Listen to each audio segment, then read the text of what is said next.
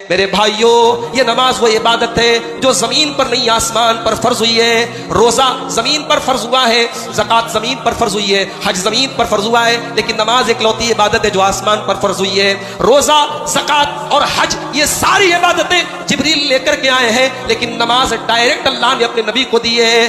اس کا مطلب یہ ہوا کہ نماز ایک ایسی عبادت ہے جو بندے کو ڈائریکٹ اپنے رب سے ملا دیتی ہے۔ نماز وہ عبادت ہے جو بندے کو اپنے رب سے ملا دیتی ہے۔ بندہ جب اپنے رب کے آگے سجدہ کرتا ہے، اللہ کے نبی کہتے ہیں بندہ اپنے رب سے سب سے زیادہ قریب سجدے میں ہوتا ہے۔ جب بندہ سجدے میں رو رو کے اللہ سے دعائیں کرتا ہے، اللہ اپنے بندے کی دعاؤں کو لوٹاتا نہیں، رد نہیں کرتا ہے۔ بزنس کرو میرے بھائی، کام کرو، تجارت کرو، دکان کرو، ترقی کرو، مگر ایسی ترقی مت کرو کہ اللہ کو بھول جاؤ۔ اللہ نے قرآن میں کہا رجال لا تلہیہم تجارت ولا بیع عن ذکر اللہ۔ میرے نیک بندے تو وہ ہوتے ہیں کہ ان کا کاروبار ان کو نماز سے نہیں روکتا ہے۔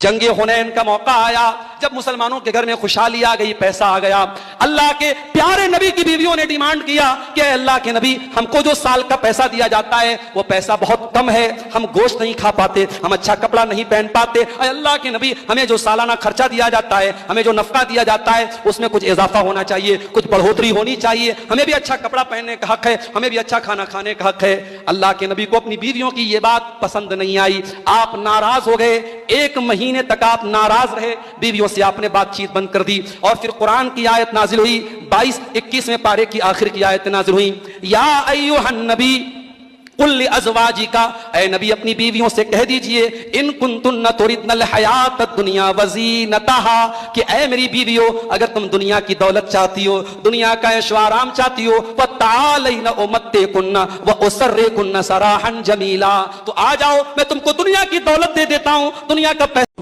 آج کتنے پروگرام ہوتے ہیں، کتنے تقریر کرنے والے ہوتے ہیں، ان کی تقریر میں آپ کو قرآن کی ایک آیت نہیں ملے گی۔ کیا ملے گا؟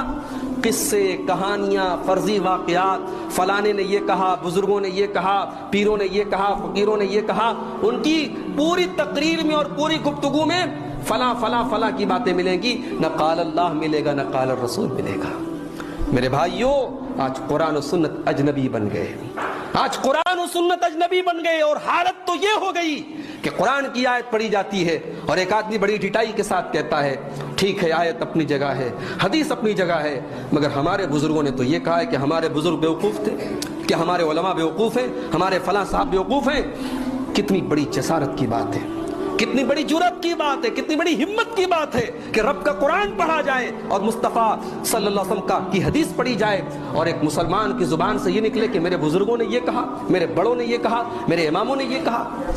حرم کی مسجد ہو، خانے کعبہ سامنے ہو، اور شیخ سعود الشریم قرآن پڑھ رہے ہوں، ایسا لگ رہا ہے کہ قرآن ابھی اتر رہا ہے ہمارے ساتھ، رونگٹے کھڑے ہو جاتے ہیں، دل پر ڈائریکٹ وہ قرآن اثر کرتا ہے۔ میرے پیارے ساتھیوں، اچھی آواز میں قرآن پڑھا جائے تو آج بھی اس کے اندر بڑی اپیل ہو۔ نبی اکرم نے فرمایا عبداللہ مجھے قرآن پڑھ کے سناؤ، کہا اللہ کے نبی میں آپ کو قرآن کیسے پڑھ کے سناؤں؟ وَعَلَيْكَ أُنزِلَ، یہ قرآن تو آپ ہی کے اوپر اترا ہے۔ کہا عبداللہ انی احب ان اسمعہ من غیری، آج میں دوسرے کے منہ سے قرآن سننا چاہتا ہوں۔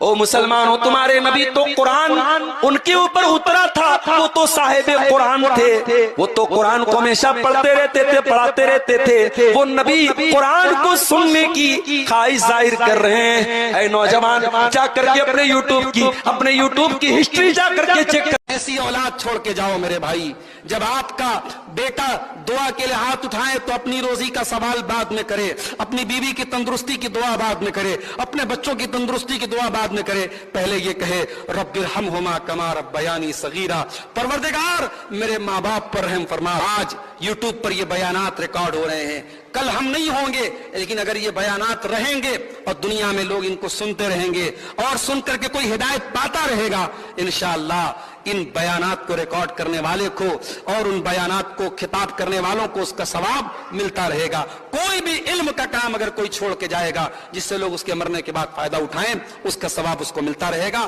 اور تیسری چیز کیا ہے؟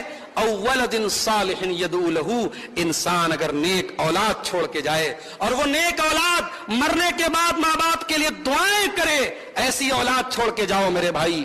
جب آپ کا بیٹا دعا کے لیے ہاتھ اٹھائے تو اپنی روزی کا سوال